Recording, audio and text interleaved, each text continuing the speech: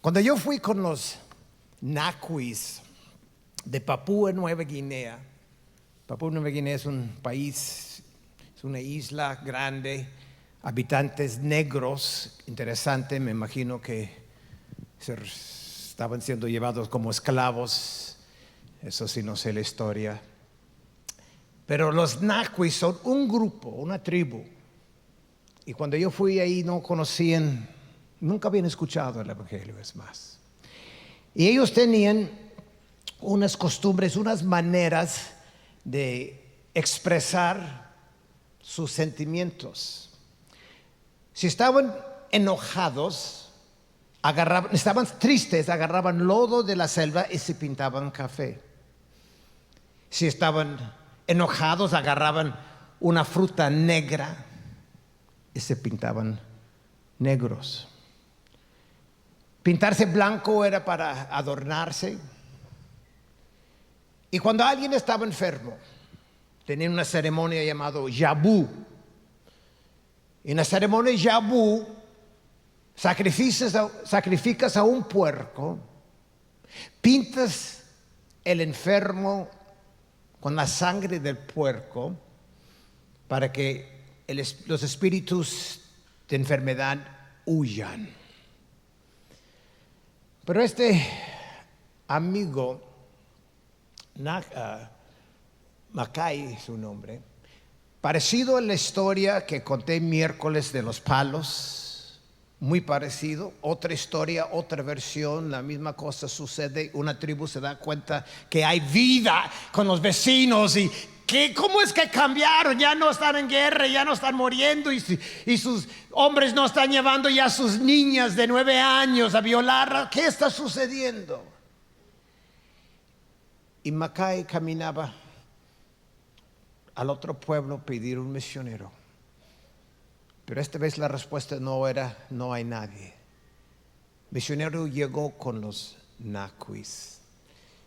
Y cuando llegó, Macay había tenido cáncer. Vamos adelantando el siguiente. Este es él.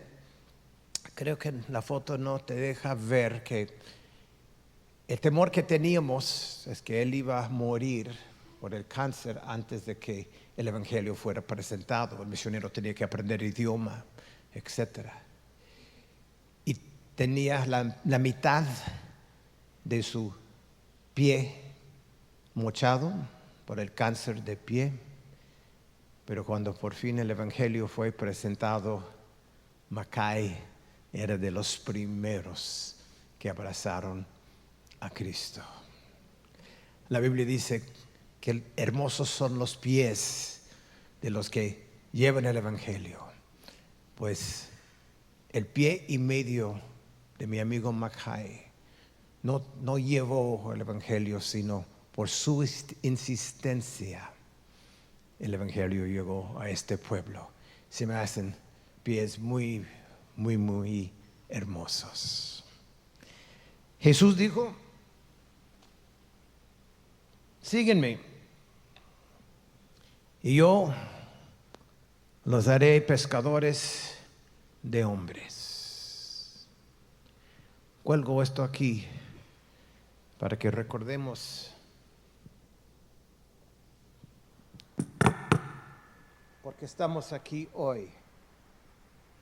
¿Y de qué estamos hablando? Pues ya empezamos en Papúa Nueva Guinea. Vamos a viajar a la India, vamos a ir a la parte de la India de los musulmanes, por eso estoy de musulmán hoy. De la India vamos a Jerusalén y de Jerusalén vamos a Samaria.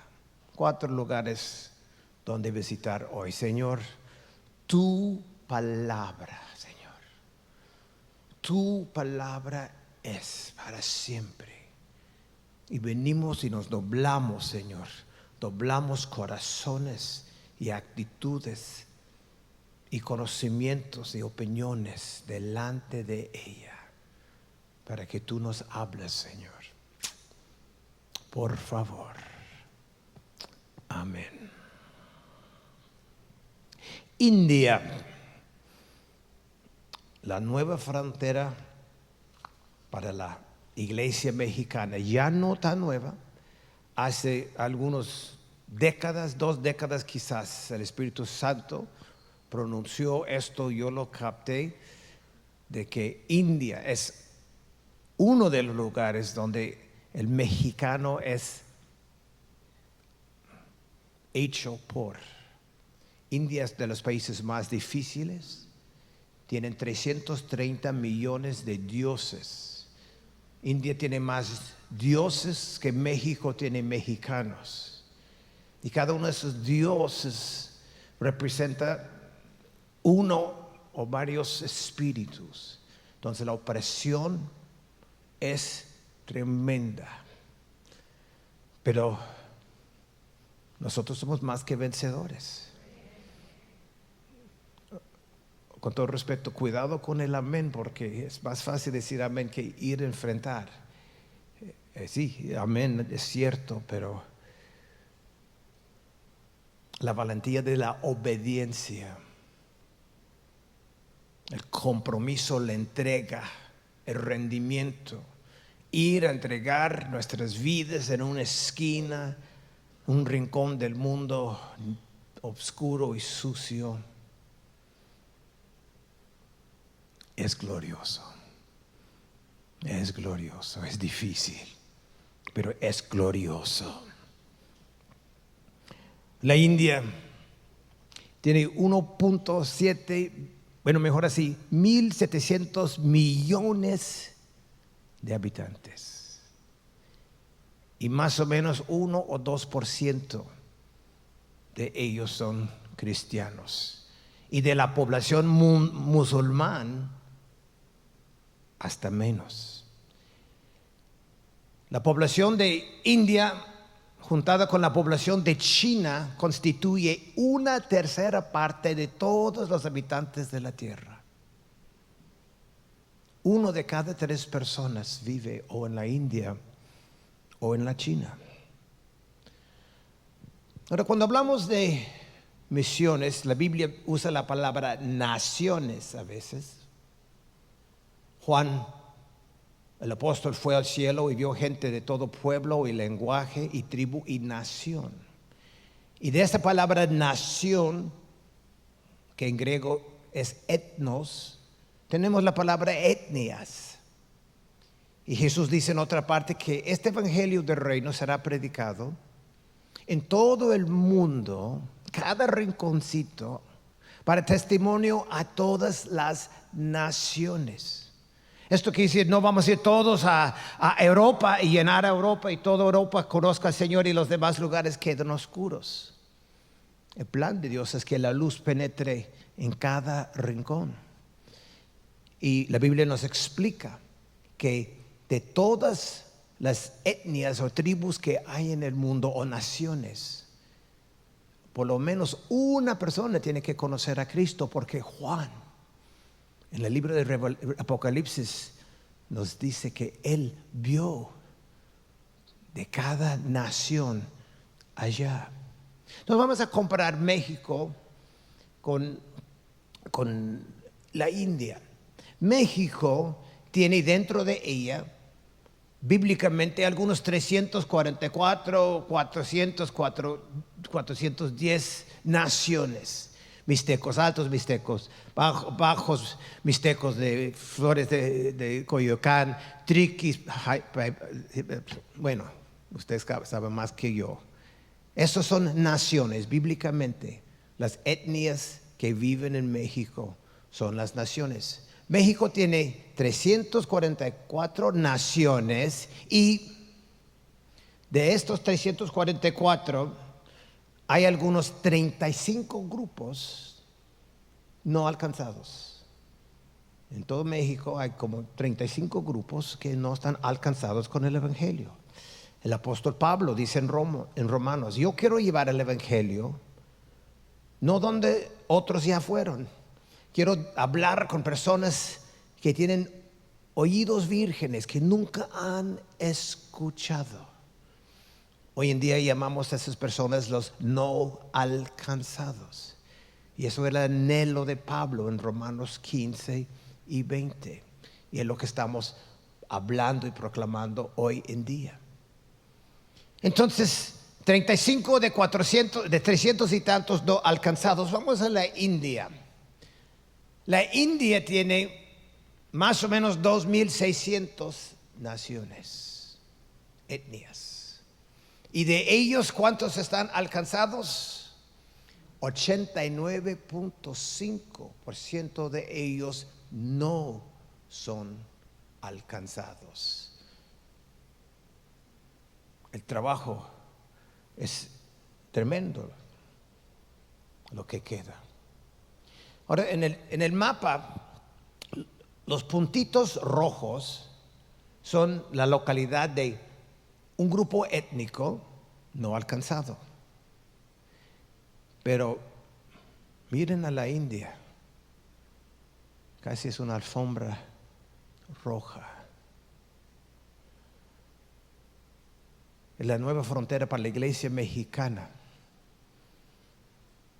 Y ustedes, castillos del rey, han jugado un papel tan esencial en la India.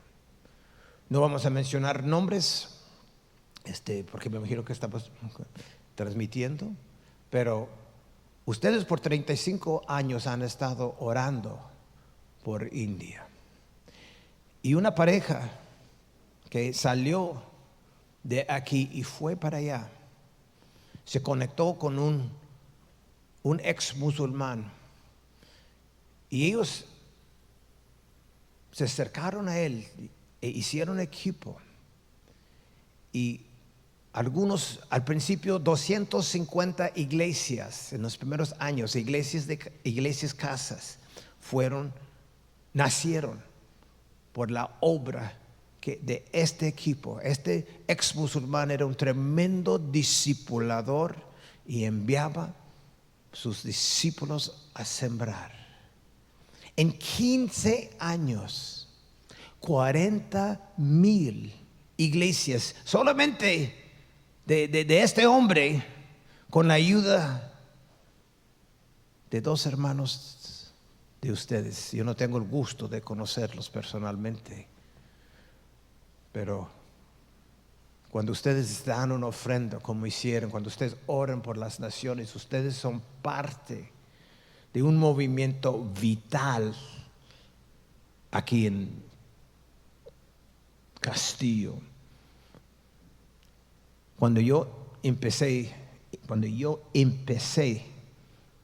en las naciones, la iglesia, que era la iglesia pionera desde Baja, supimos, en una iglesia de Monterrey, que estaba enviando gente como Humberto Coello y otros a las naciones, cuando yo todavía estaba en pañales en las misiones. Pero no les felicito, sino les digo, es una tremenda responsabilidad que ustedes están cargando.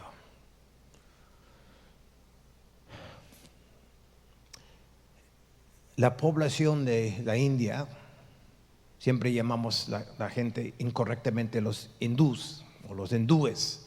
No son hindúes. Eso sería como decir que los que fuimos votados de la Copa Mundial fuimos los católicos. No fuimos los católicos, fuimos los mexicanos. Hindú es la religión de algunas de las personas, de la mayoría de las personas. Pero la palabra correcta para la gente de la India son ellos indios. Si esta es la India, su población, y tanto así son hindúes, y esta parte son cristianos, esta parte aquí es musulmán. Pero esta parte de la India que es musulmán es más numerosa que cualquier otro país de musulmanes, excepto Indonesia, que es número 1 en la lista, y quizás Pakistán. Algunos dicen que Pakistán tiene más que India, otros dicen menos. India es una nación con mucha necesidad de llevar el evangelio, tanto con los hindúes como con los musulmanes. Ahora todo es una estrategia diferente. Y hoy estamos hablando acerca de los musulmanes en el noreste de la India y su tremenda ignorancia por culpa de nosotros, quienes estamos muy contentos aquí en nuestro hermoso México. Hay trabajo que hacer y que entendamos, es un trabajo muy, muy, muy difícil.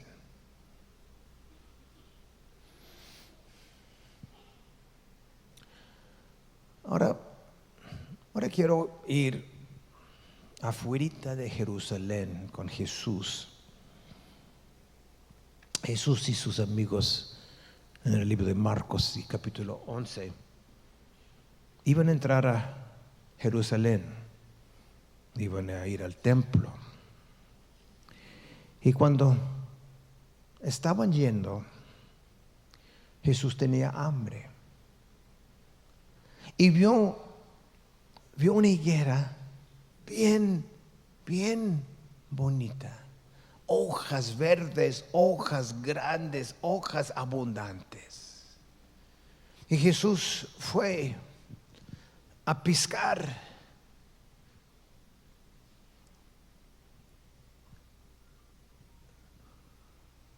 higo de la higuera, e higo no hubo.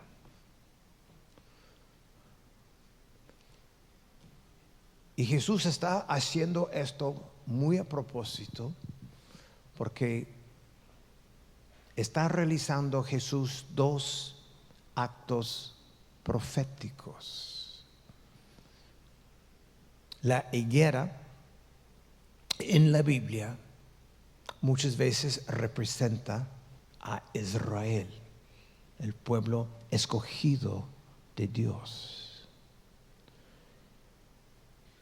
Y Jesús, cuando vio la higuera sin fruto, dijo: nadie vuelva jamás a comer fruto de ti. Maldijo la higuera. Luego dice Marcos que en verso 15 llegaron a Jerusalén y entraron en el templo. Y Jesús está por hacer segundo acto profético. El templo tenía 3 salones. Tenía un lugar grande donde todos podían entrar a hacer sacrificios. Tenían el lugar santo donde unos podían entrar, y luego tenía tras el velo el lugar santísimo, donde el sumo sacerdote podía entrar una vez al año. Pero desde que Salomón dedicó el templo, él y Isaías y Habacuc y otros profetas hablaban del templo en términos de que los gentiles, por lo regular llamados naciones en el Antiguo Testamento, como vimos en Salmo 98, los gentiles iban a ser atraídos, jalados, iban a voltear hacia el templo para buscar a Dios, para pedir de Dios. Iban algunos a ir al templo, a buscar, a satisfacer su hambre, a investigar de Dios, estilo la reina de Seba. El templo iba a ser un imán, porque el pueblo de Dios tenía una tarea desde Génesis capítulo 12, cuando Dios habló con su amigo Abraham por primera vez. Le dijo: Abraham, yo te voy a bendecir, es bien bonito, pero tú y los tuyos serán para bendecir a todas las familias de la tierra. El pueblo judío era para invitar a los gentiles a conocer al único Dios verdadero. Pero algo pasó ahí, algo no muy agradable, y el pueblo de Dios pues se le subió. Nosotros somos santos, somos judíos, somos pueblo escogido de Dios. Fíjate nada más, y ustedes hasta comen chicharrones. Dios dijo: no puercos. Ay, ustedes hacen tantas barbaridades. Y cuando ellos estaban para ser la luz para las naciones, para que en ellos cada familia de la tierra fuera bendecida con conocimiento de Dios, dieron la espalda y se juntaron y celebraban juntos, y a veces le echaron buenas ganas para buscar a Dios, no siempre, pero habían perdido el enfoque de las naciones, de lo que los profetas y Salomón había mencionado, había declarado para ellos. Había una parte fuera del templo llamado el atrio de los gentiles. Los gentiles no estaban invitados a entrar en ninguna parte del templo, pero los judíos sí le hicieron una parte que es donde ellos podían entrar, buscar a Dios, conocer a Dios. Bueno, no sé si entrar, yo creo que estaba fuera, entonces no era entrar, pero podían presenciarse. Todo este wiri para llegar al punto de que los judíos habían cambiado el atrio de los gentiles al lugar del tanguis, y tenían ahí mercado. Y cuando Jesús entró y vio lo que vio, y lo que estaban haciendo los judíos ahí no era cosa mala. Estaban, más que nada, se vendían sacrificios, animales, para que los viajeros, los peregrinos, no tuvieran que traer sus animales desde lejos. Ahí podían comprar y sacrificar. Pero Jesús llega, y en verso 16 y 17 volcó las mesas de los que cambiaban dinero y los puestos de los que vendían palomas, y no permitía que nadie atravesara el templo llevando mercancías. Y luego, verso 18 es clave: mi casa es para ser llamada casa de oración para todas las naciones. Y está entre comillas porque él está declarando lo que el profeta dice en el Antiguo Testamento. Su casa no iba a ser un country club para los judíos. Ellos tenían que entender que el templo iba a ser un imán para traer a la gente a conocer las verdades de Dios. Ahí en el templo Dios iba a obrar en sus vidas, y el único lugar donde ellos podían entrar, los judíos estaban usando para ventas. Y Jesús volteó las mesas, su segundo acto profético. Primero, a un árbol que representa o simboliza a el pueblo de Israel, lo maldice. Un árbol bien bonito, como Israel, se veía muy bonito. Pero Israel, igual que este árbol, no estaba haciendo lo que era su trabajo hacer. No estaba produciendo fruto. El pueblo de Dios estaba viviendo su vida bien, gracias, e ignorando las gentes alrededor de ellos, quienes desde que Dios estableció a ellos como nación, cuando anunció a Abraham y Sarai que iban a tener un hijo, su propósito era para alcanzar a todas las familias de la tierra. Entonces, the next day, en la mañana, Jesús sale de Jerusalén con sus hombres, en verso 21.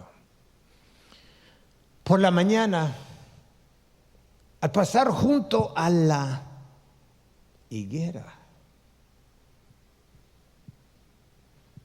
vieron que se había secado desde la raíz.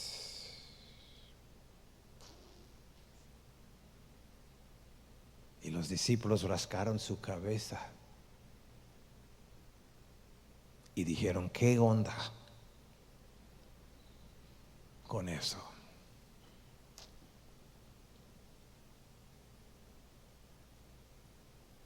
Esta semana, este congreso que hemos asistido tuvo un lema bien preciso. El lema se encuentra en Gálatas, capítulo 3 y verso 8, y hace referencia a Abraham y los suyos. Verso 7, por lo tanto, esta sí no está en la pantalla, yo estoy en la NVI. Por lo tanto, sepan que los descendientes de Abraham son aquellos que viven por la fe. En efecto, la Escritura, habiendo previsto que Dios justificaría o perdonaría por la fe a las naciones. Desde el principio, el plan de Dios era perdonar por la gracia. Anunció de antemano el evangelio a Abraham, diciendo, este es el evangelio que anunció Abraham: por medio de ti serán bendecidas todas las naciones. Por medio de ti y por el chamaquito Isaac que va a nacer, y por su chiquilín Jacob, le voy a llamar Israel, y de él, pues 12 otros, en particular uno que se va a llamar Judá. La línea del evangelio era el propósito de establecer pueblo de Dios. Y para ser franco, no se hizo. Para ser franco,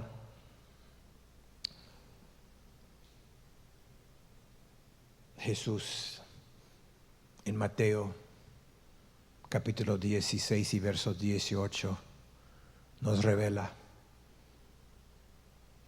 sobre esta roca voy a hacer una cosa nueva. Yo voy a edificar la iglesia de Dios. Y las puertas del infierno van a estar en contra de ella cada momento de su existencia. Y desde el principio Jesús dijo a aquellos con quienes estaba hablando en capítulo 16, vengan, síganme, y yo haré de ustedes pescadores de hombres. Casi lo mismito. ¿Alguien me ayuda? Chuy, pasa tú que eres veloz, te vi con las maletas. Ayúdame con el micrófono nada más, porque aquí estoy en la India como musulmán, pero voy a Samaria. Entonces ellos no son musulmanes, me voy a hacer un cambio, ¿okay? Quitar estos.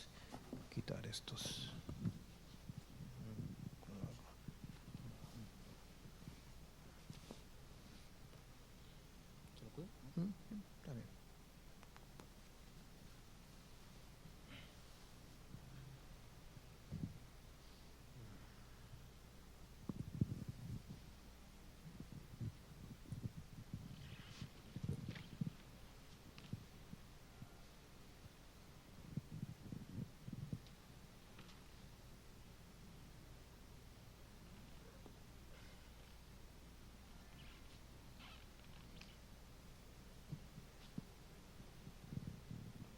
¿Dónde estoy? Acá. Arriba. ¿El otro? No me toques. Es que soy leproso. No quieres tú la lepra. Ok.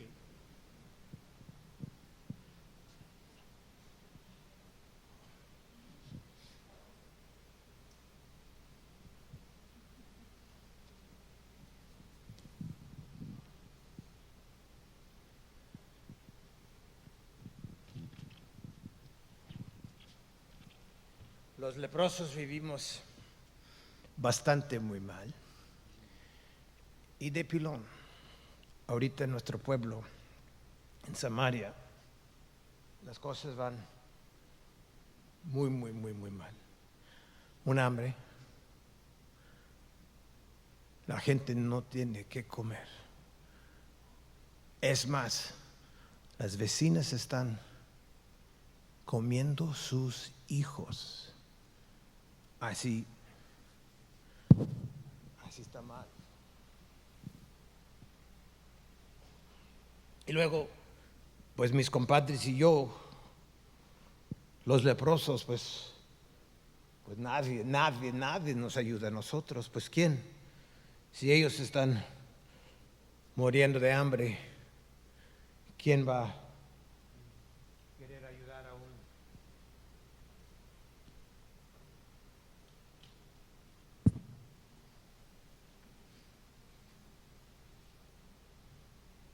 un leproso?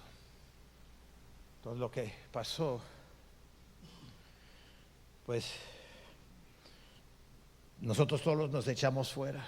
3 amigos y yo quedamos fuera de la ciudad y empezamos a platicar qué hacer.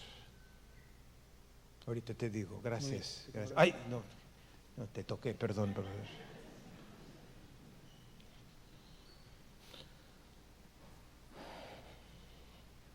Cuatro leprosos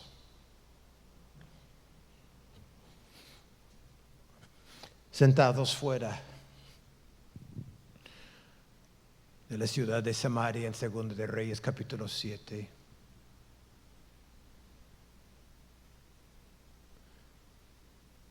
Diciendo, pues vamos a morir. Nadie nos va a dar nada dentro de la ciudad. Y yo dice, ¿y qué tal? ¿Qué tal si vamos con los enemigos? Su campamento está afuera ahí. Los sirios, pues vamos a morir de aquí de hambre. Si vamos allá y nos maten, pues es igual. Pero quizás nos extenderán algo de misericordia. Entre los 4 acordaron que sí, vamos. Entonces con mucho cuidado, se acercaron al campamento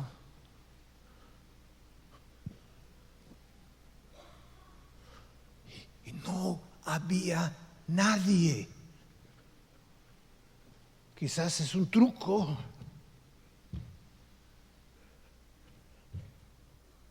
No hay nadie.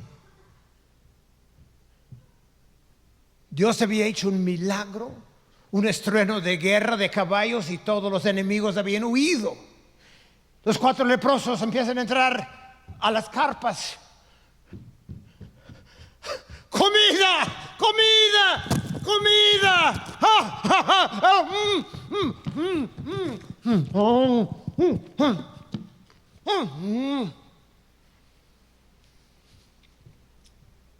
¿Cuánto quieres? Que no comes dátiles, carnal. Oh. ¿Qué más puede haber?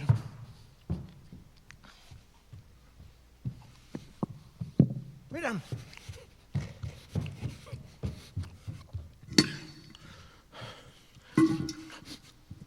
Leche. Leche de cabra.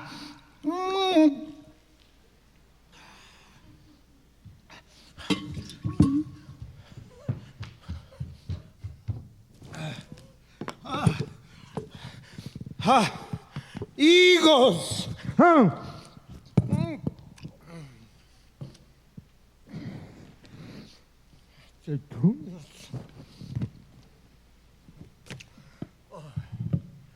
Quesito.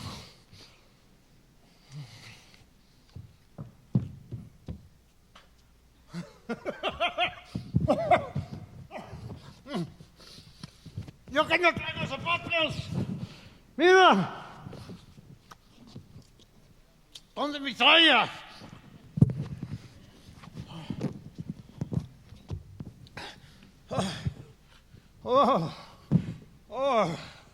Mejor así.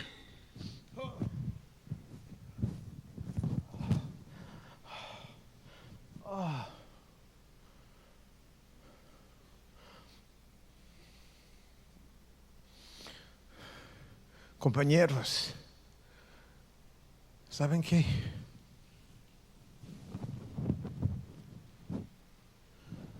Nosotros estamos haciendo mal. Porque hoy es día de buenas noticias. Y nosotros estamos callados. Y ahí en Samaria, nuestros amigos y parientes y vecinos ignoran de que aquí afuera hay vida. Nosotros estamos haciendo mal.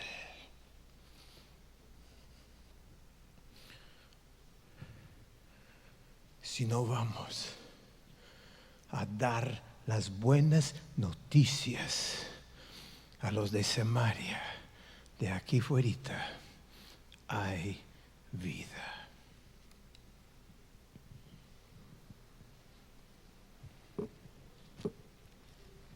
Segundo de Reyes, capítulo 7.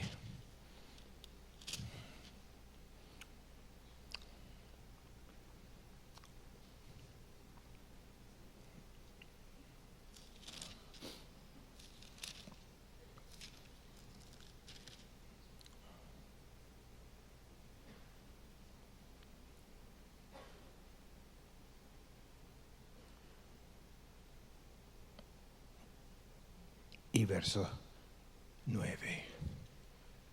Entonces dijeron unos a otros: hoy es día de buenas nuevas y no la estamos dando a conocer. Si esperamos hasta que amanezca, resultaremos culpables. Vayamos ahora mismo al palacio y demos aviso. Nosotros somos el Israel de Dios, la iglesia de Cristo.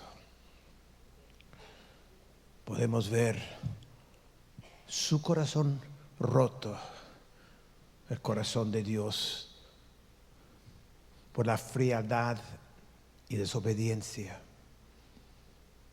de su pueblo escogido. Ahora que nosotros somos la iglesia de Dios, con el encargo de pescar hombres y mujeres,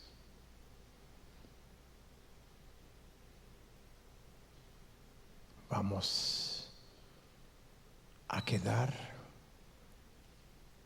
en nuestras casas.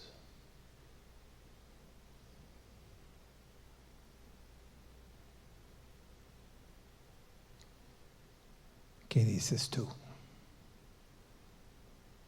Muchas gracias.